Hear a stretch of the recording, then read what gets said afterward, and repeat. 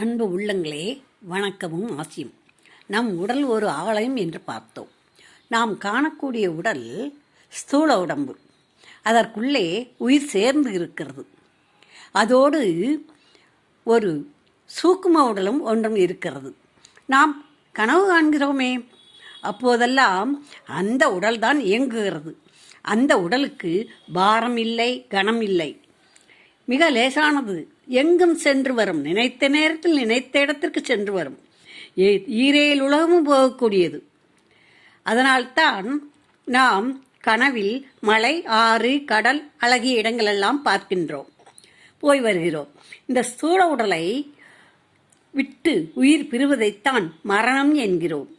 இந்த பாம்பு சட்டையை கழற்றி விட்டால் அந்த சட்டைக்குள் போக முடியாது. பறவை முட்டைக்குள்ளிருந்து வெளியே வந்து விட்டால் முட்டைக்குள் செல்ல முடியாது. அதுபோல இந்த உடம்பானது, இந்த சூக்கும உடலானது எங்கும் செல்லக்கூடியது, லேசானது. இந்த ஸ்தூல உடம்பு அந்த சூக்கும உடம்பை இயக்குகிறது. இந்த சூக்கும உடம்பு, ஸ்தூல உடம்பு, உயிர் எல்லாம் சேர்ந்து இருக்கும் பொழுதுதான் நாம் ஐந்தொழில்களை செய்கிறோம்.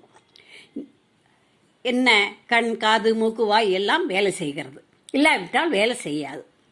இந்த இறந்த பின் இந்த சூக்கும உடலானது எங்கும் செல்லும், யாரையும் பார்க்கும், பேசும், நம் வீட்டிற்கு வரும் நல்ல செய்திகளையும் கெட்ட செய்திகளையும் அறிவுறுத்தும்.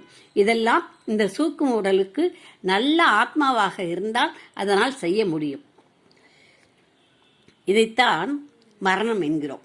இதை நான் இந்து மத விளக்கம் என்ற புத்தகத்தை ஆறுமுக நாவலர் என்பவர், மகா வித்வான் அவர்கள், திரு கே ஆறுமுக நாவலர் அவர்கள் எழுதிய புத்தகத்திலிருந்து பார்த்தது. இந்த சூக்கும உடலை நாம் சுத்தமாக வைத்துக் கொள்ள வேண்டும். எப்படி மனதால் மனம் சுத்தமாக இருந்தால், பரிசுத்தமாக இருந்தால், இந்த சூக்கும உடலும் பரிசுத்தமாக இருக்கும். நாம் நல்லவற்றையே செய்வோம், நல்லவற்றையே நினைப்போம். நன்றி, வணக்கம்.